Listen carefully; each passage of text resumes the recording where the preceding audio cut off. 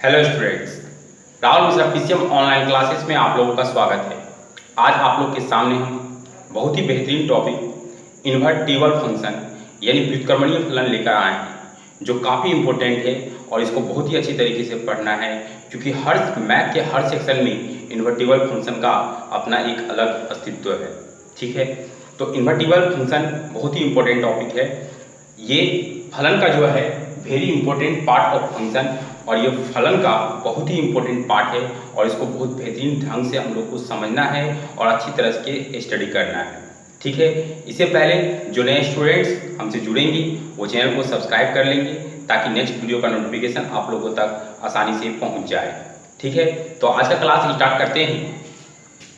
Invertible function, व्युत्क्रमणीय फलन। सवाल ये उठता है कि व्युत्क्रमणीय फलन होता क्या है, इन्वर्टेबल फंक्शन क्या होता है। तो इन्वर्टेबल फंक्शन का मतलब होता है कि इन्वर्टेबल फंक्शन का जब अस्तित्व होगा तभी किसी फलन का इन्वर्स प्राप्त हो सकता है, यानी उसका हम प्रतिलोम प्राप्त कर सकते हैं।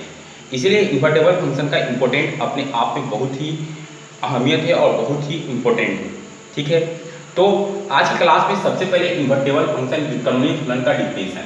ये जो डिफिनेशन आप व्हाइट बोर्ड पर लिखा हुआ देख रहे हैं, ये इन्वर्टेबल फंक्शन का रियल डिफिनेशन है। ठीक है, ये इन्वर्टेबल फंक्शन का रियल डिफिनेशन है, लेकिन इन्वर्टेबल फंक्शन का एक और डिफिनेशन होता है जो मैं आपको आगे बताऊंगा। लेकिन इन्वर्टेबल फंक्शन का रियल डिफिनेशन यही है और इसको अच्छी तरीके से हम लोग को समझना है। ठीक है, तो क्या बोलता है इन्वर्टेबल फंक्शन का डिफिनेशन? बोलता है कोई फलन f a से b में, कोई फलन f a से b में व्युत्क्रमणीय इन्वर्टेबल फलन कहलाता है, इन्वर्टेबल कहलाता है यदि एक फलन g is a function from b to a। इसमें और इसमें क्या अंतर है? जो इसका इनपुट था वो इसका आउटपुट बन गया, जो इसका आउटपुट था वो इसका क्या बन गया? इनपुट बन गया। तो एक नया फलन को हम अस्तित्व में लाए, कि एक नया फलन हम लाए कि एक फंक्शन g, क्योंकि किसी भी फंक्शन का इनवर्स निकालेंगे तो कोई दूसरा रिजल्ट प्राप्त होगा, तो वही रिजल्ट जो प्राप्त होगा उस रिजल्ट को यहाँ पर लिखा गया है। कोई फलन f is a function from a to b में व्युत्क्रमणीय फलन कहलाता है यदि एक फलन g is a function from b to a का अस्तित्व इस प्रकार हो कि, अब ध्यान समझिएगा कि ये फंक्शन जो आया, ये फंक्शन क्यों आया? ये फंक्शन इस फंक्शन का इन्वर्स है, लेकिन इन्वर्स है तो ये इन्वर्स कब होगा? ये फंक्शन इन्वर्स तब होगा जब इस कंडीशंस और ये कंडीशन को ये दो क्या करेगा? संतुष्ट करेगा। क्या करेगा? संतुष्ट करेगा। तब ये फंक्शन इस फंक्शन का क्या कहलाएगा? इन्वर्स कहलाएगा। ठीक है, तो समझिए कि कोई फलन f is a function from a to b में व्युत्क्रमणीय फलन कहलाता है यदि एक फलन g is a function from b to a का अस्तित्व इस प्रकार हो कि जब g और f के कंपोजिशन से गॉस बना तो ये गॉस आइडेंटिटी होना चाहिए किस पर? a पर।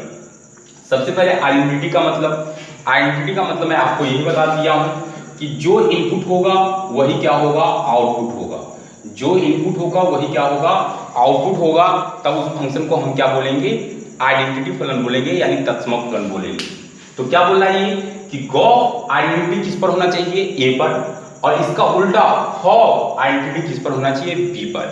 यानी गॉस जो होगा ये आइडेंटिटी किस पर बनेगा? a पर, और फॉग जो होगा आइडेंटिटी किस पर बनेगा? b पर।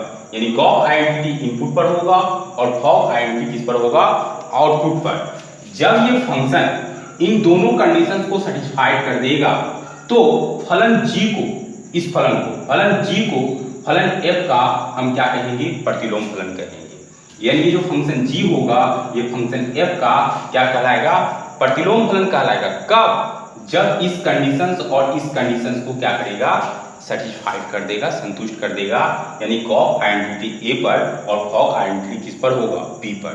जब इस दोनों कंडीशन को ये फलन संतुष्ट कर देगा तब हम इस फलन g को फलन f का क्या कहेंगे? प्रतिलोम कहेंगे, यानी इन्वर्स कहेंगे। कोई दिक्कत? और इसे संकेत में जब f का इन्वर्स करेंगे तो f का इन्वर्स किसके इक्वल होगा? g के इक्वल होगा। ये तभी संभव है जब ये g इस दोनों कंडीशन को क्या करे? संतुष्ट करे। बात समझ में आया? ध्यान से समझिए। जैसे आपके पास f is a function from a to b, एक कोई फलन, ये एक फंक्शन है। ठीक है, ये कोई फंक्शन है। मैंने एक नया function g is a function from b to a बनाया। अब देखिए इस फंक्शन का उल्टा है ये कि नहीं? जो इनपुट था वो आउटपुट बन गया, जो आउटपुट था वो क्या बन गया? इनपुट बन गया। ये बनाया मैंने जी जब फंक्शन फ्रॉम बी टू ए बनाया। अब ये फलन इनवर्स इसका कहलाएगा, जी एफ का इनवर्स कहलाएगा कब? जब इन दोनों के कंपोजिशन से जो गॉस बनेगा वो गॉस आइडेंटिटी किस पर होगा? ए पर। और जो फॉग बनेगा, फॉग जो होगा वो आइडेंटिटी किस पर होगा? बी पर होगा। तब हम इसको फंक्शन और इसको हम लोग क्या बोल सकते हैं? इनवर्स फंक्शन बोल सकते हैं। बात समझ में आया कि ये इनवर्स फंक्शन इस फंक्शन का तब होगा जब इस दोनों के कंपोजिशन यानी संयोजन से गॉस जो बनेगा वो आइडेंटिटी किस पर होगा? ए पर। और फॉग आइडेंटिटी किस पर होगा? बी पर। ए पर बी का कहने का तात्पर्य हुआ कि ए पर आइडेंटिटी यानी इसमें अगर गॉस में अगर हम x रखें तो ये क्या बन जाए? x बन जाए। मतलब इनपुट x रखे तो आउटपुट भी क्या मिले? x मिले। मैं थोड़ा ऊपर लिख देता हूं कि आइडेंटिटी कहने का मतलब हुआ कि गॉस के इनपुट में अगर हम x रखते हैं तो आउटपुट भी हमको क्या मिलता है? x मिलता है। तो इसको हम कहेंगे कि गॉस क्या है? आइडेंटिटी है। फॉग का बी पर आइडेंटिटी का मतलब कि फॉग के इनपुट में अगर हम y रखते हैं और आउटपुट भी हमको क्या मिलता है? y ही मिलता है, तब इसको हम कहेंगे कि फॉग आइडेंटिटी किस पर है? y पर। बात समझ गया? तो समझ में यही समझना चीज को समझना है। बहुत ही खतरनाक चीज है, बहुत ही खतरनाक चीज। f is a function from A to B, कोई फंक्शन है। g is a function from B to A, इस फंक्शन का इनवर्स ये कब कहलाएगा? g इसका इनवर्स कब कहलाएगा? g f का इनवर्स तब कहलाएगा जब g और f के कंपोजिशन से दो कंडीशंस गॉस आइडेंटिटी किस पर होना चाहिए? a पर। मतलब कि a पर इनपुट में x रखेंगे तो आउटपुट भी क्या मिले? x मिले। तो इसको आइडेंटिटी किस पर बोलेंगे? a पर। ठीक है। और फॉग आइडेंटिटी b पर। b पर मतलब क्या हुआ कि इसके आउटपुट में y रखेंगे तो वो क्या मिले? y मिले। ये तो आइडेंटिटी का मतलब होता है जो इनपुट वही क्या हो? आउटपुट हो। मतलब इसमें x रखेंगे तो x मिले, इसमें y रखेंगे तो क्या मिले? y मिले। अगर ये दोनों कंडीशन संतुष्ट होता है तब हम इस g को क्या कहेंगे? g को f का प्रतिलोम कहेंगे और इसको इंडिकेट करेंगे हम कि जब f का प्रतिलोम हुआ तो वो किसके बराबर हुआ? g के बराबर। बात समझ में आ रही है? f का प्रतिलोम हुआ तो किसके बराबर हुआ? g के बराबर। तब ये g f का क्या कहलाएगा? प्रतिलोम कहलाएगा। और तभी f क्या होगा? व्युत्क्रमणीय होगा। स्वाभाविक है, क्योंकि f व्युत्क्रमणीय होगा तभी तो प्रतिलोम मिला, और ये व्युत्क्रमणीय हुआ तभी प्रतिलोम मिला। इन्वर्टेबल था तभी इन्वर्स हुआ, और तब इस g को हम f का क्या कहेंगे? प्रतिलोम कहेंगे। यही इस डिफिनेशन का मीनिंग है। समझ में आ रहा है? मतलब फिर से एक बात कि f is a function from A to B में फंक्शन है, तो g is a function from B to A का अस्तित्व इस प्रकार हो कि इन दोनों के कंपोजिशन से बनने वाला गॉस आइडेंटिटी किस पर हो? a पर। और इन दोनों के कंपोजिशन से बनने वाला फॉग आइडेंटिटी किस पर हो? b पर। अगर ये दोनों कंडीशन, आइडेंटिटी का मतलब क्या होता है? इसके इनपुट में x रखेंगे तो क्या मिले? x, तो ये आइडेंटिटी a पर हो गया। अगर इनपुट में y रखें तो यहाँ क्या मिले? y, तो आइडेंटिटी किस पर हो गया? b पर। मतलब ऐसा रिजल्ट आना चाहिए। अगर इस दोनों रिजल्ट ऐसा रिजल्ट आ जाता है किसी फंक्शन के लिए, ऐसा रिजल्ट आ जाता है, तब हम इस फंक्शन g को फंक्शन f का क्या कहेंगे? प्रतिलोम कहेंगे। और इसको f इनवर्स करेंगे तो वो किसके इक्वल होगा? g के इक्वल होगा। और ये दोनों कंडीशन सेटिस्फाइड होगा तभी ये f व्युत्क्रमणीय होगा। जब ये दोनों कंडीशन सेटिस्फाइड होगा तभी f क्या होगा? व्युत्क्रमणीय होगा। और f व्युत्क्रमणीय होगा तभी तो उसका प्रतिलोम प्राप्त होगा। बात समझ में आया? तो ये इस डिफिनेशन का मीनिंग है। इसको आप अच्छी तरीके से समझिए कि क्या कहता है, और आप लोग को अगर कोई प्रॉब्लम होगा तो आप लोग मुझे बताइए, मैं आपको बता दूंगा। ठीक है। अब मैं व्युत्क्रमणीय फलन का अलग रूप बताऊंगा, तब तक आप लोग इसको थोड़ा सा देख लीजिए।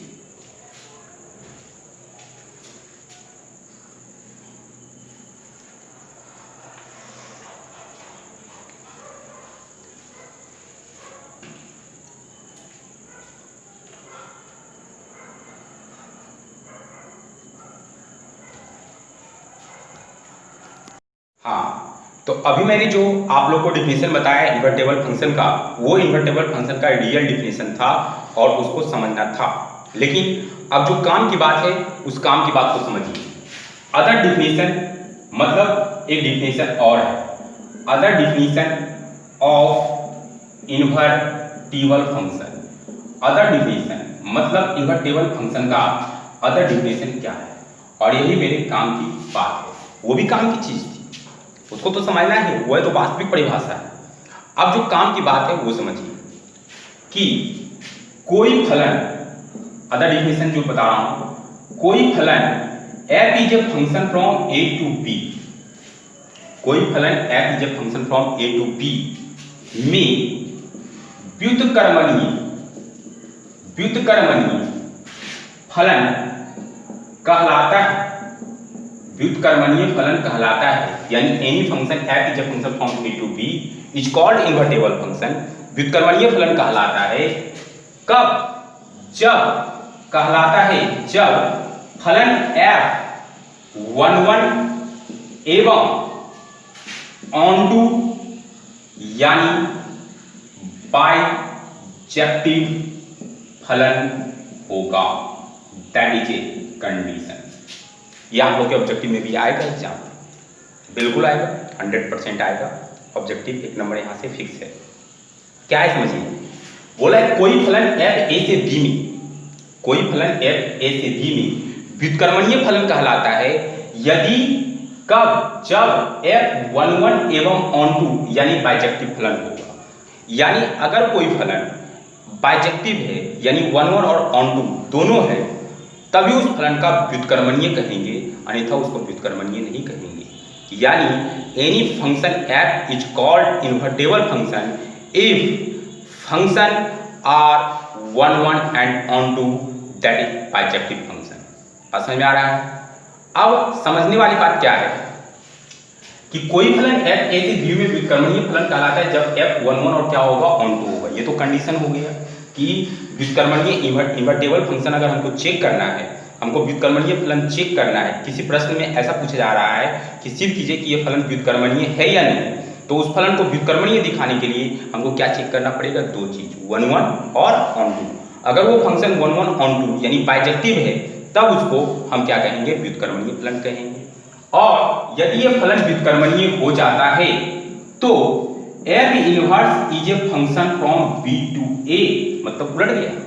f inverse is a function from b to a को फलन f का क्या कहेंगे? फलन f का प्रतिलोम फलन यानी इनवर्स फंक्शन कहा जाता है। बात समझ में आया? चीजों को ध्यान से समझिए। सबसे पहले अगर कोई फंक्शन 1 1 ऑनटू यानी बाइजेक्टिव फंक्शन है तो वो व्युत्क्रमणीय कहलाएगा। पहला बात कि अगर कोई फंक्शन 1 1 ऑनटू यानी बाइजेक्टिव फंक्शन है तो वो क्या कहलाएगा? व्युत्क्रमणीय फलन कहलाएगा। और अगर फलन व्युत्क्रमणीय है तब आगे बढ़ना है, अगर व्युत्क्रमणीय नहीं तो काम खत्म। 1 1 ऑनटू यानी बाइजेक्टिव नहीं है तो काम खत्म, उसका इन्वर्स संभव नहीं है, खेला खत्म। अगर कोई फंक्शन 1 1 ऑनटू यानी बाइजेक्टिव है तब उसका प्रतिलोम प्राप्त हो सकता है, तब उसका इन्वर्स निकल सकता है। तो उस स्थिति में f inverse is a function from b to a, input output बन गया, आउटपुट क्या बन गया? इनपुट बन गया, को फलन f का क्या कहेंगे? प्रतिलोम फलन कहेंगे। बात समझ में आ गया?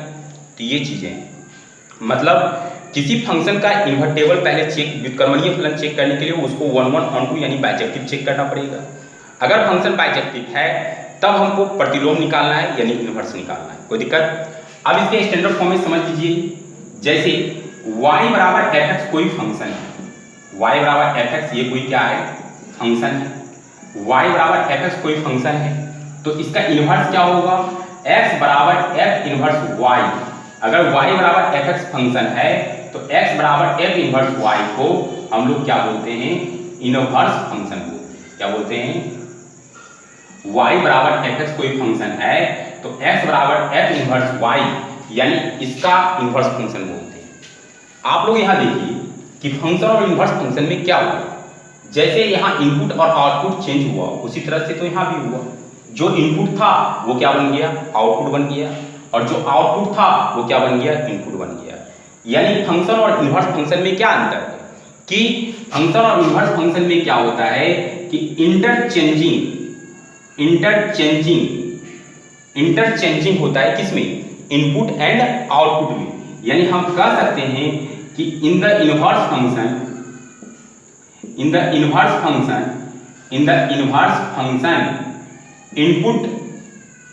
Input change into output and output change into input. यानी फंक्शन और इन्वर्स फंक्शन में सिर्फ इतना ही अंतर है कि जो इनपुट होता है वो आउटपुट में चला जाता है, और जो आउटपुट होता है वो क्या चीज में आ जाता है, इनपुट में आ जाता है। यानी फंक्शन और इन्वर्स फंक्शन में सिर्फ इतने बातों का अंतर है कि इसके इनपुट और आउटपुट क्या हो जाते हैं, इंटरचेंज कर जाते हैं। यानी जो इनपुट है वो आउटपुट और जो आउटपुट है वो क्या बन जाता है, इनपुट बन जाता है। यही इन्वर्स फंक्शन का मतलब है।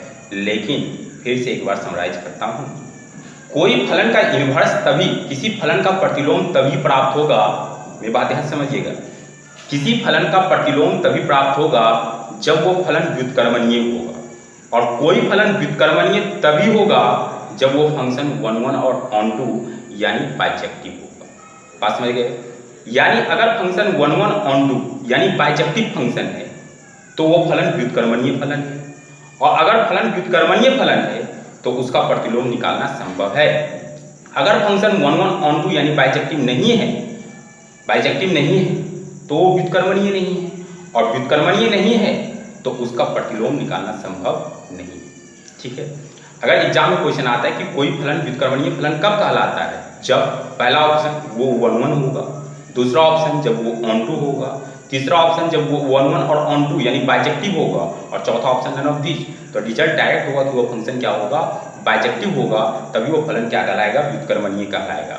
और अगर वो व्युत्क्रमणीय है तभी उसका इन्वर्स निकालना संभव है, और इन्वर्स ये होता है कि input change into output, output change into input. That's clear. तो यही इन्वर्टेबल फंक्शन और इन्वर्स फंक्शन के सॉलिड कॉन्सेप्ट्स हैं। ठीक है। अब आप लोग के सामने हम एक एग्जाम्पल लेके बता देंगे तो आपको बेहतरीन तरीके से समझ में आ जाएगा कि इन्वर्टेबल फंक्शन कैसे चेक करना है और एफ इन्वर्स कैसे निकालना है, यानी प्रतिलोम कैसे निकालना है। तब तक आप लोग इसको थोड़ा सा अच्छी तरीके से देखकर, वीडियो को पॉज करके अच्छी तरीके से देखकर चीज़ों को समझें। और हाँ, जो पहले 1 1 और 1 2 का क्लास नहीं देखे हैं, सबसे पहले प्रीवियस चैनल के प्लेलिस्ट में प्रीवियस लेक्चर अपलोड है, आप लोग वहाँ से जाके चीज़ों को देखेंगे, तभी नेक्स्ट क्लास में आएंगे तो नेक्स्ट क्लास की चीज़ें आप लोगों को समझ में आएंगी। ठीक है। तब तक आप लोग इस चीज़ को देखिए, मैं आप अगले एग्जाम्पल बता देता हूँ। हाँ, तो आप लोग के सामने ये क्वेश्चन है, थोड़ा क्वेश्चन एनसीईआरटी का क्वेश्चन है, बहुत बेहतरीन क्वेश्चन है, ध्यान से समझिए। एग्जाम में आने की संभावना इन सब क्वेश्चन की ज़्यादा होती है, और एग्जाम में आए चाहे नहीं आए, नॉलेज के लिए तो इम्पोर्टेंट ही है। क्या कहता है कि f इक्वल टू 4x + 3 द्वारा प्रदत्त फलन f is a function from real number two real number, मतलब रियल से रियल में फंक्शन है, पर विचार कीजिए। ठीक है। सिद्ध कीजिए कि f व्युत्क्रमणीय है। पहले ये प्रमाणित करना है कि f क्या है, व्युत्क्रमणीय है। अच्छा बताइए, f व्युत्क्रमणीय है, f को इन्वर्टेबल प्रमाणित करने के लिए हमको क्या करना होगा, f को व्युत्क्रमणीय प्रमाणित करने के लिए इस फंक्शन को चेक करना पड़ेगा, ये फंक्शन 1 1 और ऑन टू है या नहीं। अगर ये फंक्शन 1 1 ऑन टू यानी बाइजेक्टिव है तो ये व्युत्क्रमणीय है, और अगर ये व्युत्क्रमणीय है तो f का क्या निकालना है, प्रतिलोम फलन, यानी f का इन्वर्स फंक्शन ज्ञात करना है। ठीक है। तो सबसे पहला काम कि हमको इसका व्युत्क्रमणीय चेक करना है, तो व्युत्क्रमणीय चेक करने के लिए इसको हमको क्या चेक करना होगा, 1 1 और ऑन टू। मतलब ये चैप्टर पीछे वाले चैप्टर से जुड़ा हुआ चीज है, और इसलिए पीछे वाले चैप्टर्स को देखना इंपॉर्टेंट है। तो सबसे पहले इसको व्युत्क्रमणीय चेक करना है। तो आप लोग को हम बता चुके हैं कि कोई फंक्शन व्युत्क्रमणीय फंक्शन तब होता है जब वो फंक्शन 1 1 और ऑन टू यानी बाइजेक्टिव फंक्शन होता है। तो सबसे पहले इसके 1 1 और ऑन टू कंडीशन को चेक करते हैं। सबसे पहले सॉल्यूशन में f is a function from r to r इस प्रकार दिया हुआ है कि f(x) इक्वल टू 4x + 3। कोई दिक्कत? तो सबसे पहले व्युत्क्रमणीय चेक करना है, तो सबसे पहले हम इसके 1 1 प्रॉपर्टी को चेक करते हैं, यानी एकैकी प्रॉपर्टी को चेक करते हैं। एकैकी चेक करने के लिए क्या करना होगा, एकैकी चेक करने के लिए क्या करना होगा, दो एलिमेंट लेंगे x1, x2 बिलोंग करेगा किससे, R से। मैं पहले भी क्लास में इन सब का प्रॉब्लम्स आप लोग को बता चुका हूँ। x1 x2 बिलोंग करेगा किससे, R से। ऐसे बिलोंग करेगा कि fx1 बराबर क्या है, fx2, यानी इमेज बराबर है। fx1 बराबर क्या है, fx2। तो जब इसमें x1 डालेंगे तो 4x1 + 3 हो जाएगा। जब इसमें x2 डालेंगे तो क्या हो जाएगा, 4x2 + 3 हो जाएगा। 3 से 3 कैंसिल हो गया, 4x1 बराबर 4x2 हो गया, 4 से 4 कैंसिल हो गया, x1 बराबर क्या हो गया, x2। यानी इसका इमेज बराबर है तो एलिमेंट भी क्या हो गया, बराबर हो गया। इसीलिए f is 1 1 function. f is क्या है, 1 1 फंक्शन, यानी f कौन सा फंक्शन है, 1 1 फंक्शन। ठीक है, 1 1 प्रॉपर्टी चेक हो गया। अब इसके ऑन टू प्रॉपर्टी को चेक करते हैं। तो 4 ऑन टू यानी अच्छादक के लिए इसके अच्छादक प्रॉपर्टी को चेक करते हैं। अच्छादक चेक कैसे किया जाता है, मैं पहले बता चुका हूँ, फिर से बता देता हूँ। fx = 4x + 3, इसको मान लिए फर्स्ट। ठीक है, अब इसको y में कन्वर्ट करेंगे और देखिए अच्छादक जो निकालना है वही इन्वर्स है, क्योंकि इन्वर्स में इनपुट और आउटपुट चेंज होता है, तो ये इनपुट आउटपुट अभी चेंज होगा। 4x + 3, अब बताइए प्लस जाए क्या होगा, -y - 4 बराबर 4x, ये गुना इधर भाग में, तो x बराबर क्या निकल जाएगा, y - 4/4। x का वैल्यू निकल गया। अब इस x के वैल्यू को चेक रखिए इसमें समीकरण फर्स्ट से। fx = क्या है, 4x + 3, तो मैंने x का वैल्यू कितना निकाला, y - 4/4, तो यहाँ पर रख देते x पर y - 4/4 + 3, 4 से 4 क्या हो गया, कट गया, तो क्या बच गया, y - 4, यहाँ पर x y 4x + 3 है, गलत दिया, ये प्लस जाएगा तो क्या होगा, -3, और ये गुना में जाएगा तो ये भाग में -3 4, तो यानी इसका वैल्यू आएगा y - 3/4, तो 4 से 4 कट गया, -3 + 3, 3 से 3 क्या हो गया, कट गया, तो क्या बच गया, y। ठीक है, यानी यहाँ पर क्या आ गया, fx = y, fx = क्या आ गया, y। ठीक है, मतलब fx = y आ गया, इसका मतलब f is onto function. f is कौन सा फंक्शन, ऑन टू फंक्शन, यानी f 1 1 फंक्शन भी है और f कौन सा फंक्शन है, ऑन टू फंक्शन है। तो जगह नहीं है, मैं इधर लिख देता हूँ, यहाँ लिखेंगे since f is 1 1 and onto function, f is 1 1 and onto function, इसलिए f इज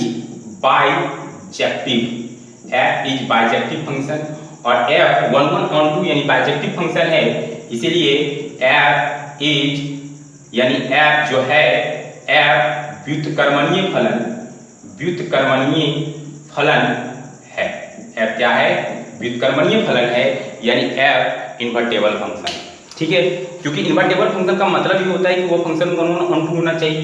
तो ये फंक्शन 1 1 भी था, ये फंक्शन ऑन टू भी था, इमेज बराबर था तो एलिमेंट बराबर आ गया, तो फंक्शन 1 1 हो गया। fx बराबर y आ गया, तो फंक्शन क्या हो गया, ऑन टू हो गया। फंक्शन 1 1 भी है और फंक्शन क्या है, ऑन टू भी है, तो फंक्शन 1 1 और ऑन टू दोनों है, यानी फंक्शन क्या है, बाइजेक्टिव है, इसलिए फलन क्या है, व्युत्क्रमणीय फलन है, यानी ये इन्वर्टेबल फंक्शन है, क्योंकि इन्वर्टेबल फंक्शन की कंडीशन चीज तो है कि जो फंक्शन 1 1 ऑन टू दोनों है उसी को तो हम लोग इन्वर्टेबल फंक्शन बोलते हैं, और ये 1 1 ऑन टू दोनों है, इसलिए ये फंक्शन क्या है, इन्वर्टेबल फंक्शन है। कोई दिक्कत? अब आप लोग इसको थोड़ा सा देख लीजिए अच्छी तरीके से, वीडियो को पॉज करके देख लीजिएगा, चीज़ों को समझ जाइएगा कि कैसे क्या हुआ नहीं हुआ। यानी इन्वर्टेबल फंक्शन तभी फंक्शन हो सकता है जब वो फंक्शन 1 1 और क्या होगा, ऑन टू होगा, यानी बाइजेक्टिव होगा, तो वो क्या होगा, इन्वर्टेबल होगा। मैं 1 1 करके भी दिखा दिया, ऑन टू करके भी दिखा दिया, दोनों कंडीशन सेटिस्फाइड, फंक्शन क्या हो गया, इन्वर्टेबल। तो यहाँ तक का कहानी क्या हो गया, खत्म हो गया। ठीक है, अब ये क्या बोलता है, f का प्रतिलोम फलन ज्ञात करें। अब प्रतिलोम कैसे निकलता है, इस चीज को समझिए। मैं इसको मिटाता हूं, आप लोग वीडियो पॉज करके चीजों को अच्छी तरीके से समझिएगा। अब मैं इसका प्रतिलोम, बहुत ही खतरनाक चीज है ये सब चीज जो नहीं पढ़ेगा वो कुछ नहीं पढ़ेगा, डिंग डोंग मारने से कुछ नहीं होता है, रियल में स्टडी करना है। अब f का प्रतिलोम निकालना है, यानी इसका इनवर्स ऑफ f निकालना है, और इन्वर्स तो तभी निकल सकता है ना जब वो व्युत्क्रमणीय हो, व्युत्क्रमणीय तो हो गया, तो इन्वर्स तो निकलेगा। तो देखिए इन्वर्स निकालने के लिए कुछ नहीं करना है, fx equal to 4x plus 3। आपको क्या बताया कि inverse input change into output, output change into input, तो इसको आप चेंज करते हैं, क्या करते हैं, चेंज करते हैं। तो चेंज कैसे करेंगे, fx को y लिखेंगे और क्या होगा 4x प्लस 3। अभी प्लस है क्या होगा माइनस y माइनस 3 बराबर क्या होगा 4x, और ये गुना इधर भाग में आएगा तो क्या होगा y माइनस 3 बटा 4 इक्वल टू क्या होगा x। पहले बताइए, पहले ये y x में था, अब x किस में आ गया, y में। तो यही जो है इस फंक्शन का क्या है, इनवर्स है। यानी इसको हम लिख सकते हैं x बराबर f inverse y equal to y minus 3/4। ये क्या है, ये जो निकला ये इनवर्स फंक्शन, ये कौन सा फंक्शन है, इनवर्स फंक्शन। किसका, इस फंक्शन का, इस फंक्शन का ये क्या है, इनवर्स फंक्शन है, ये प्रतिलोम फलन। ठीक है, तो किसी भी फलन का प्रतिलोम निकालने के लिए fx equal to 4x plus 3, y किसके टर्म में है, x के टर्म में, x को y के टर्म में कर लेना है, इनपुट आउटपुट चेंज हो जाएगा, प्लस इधर माइनस गुना इधर भाग में, तो x y के टर्म। तो x देखिए पहले ये इनपुट था, ये आउटपुट था, और x क्या था, इनपुट था।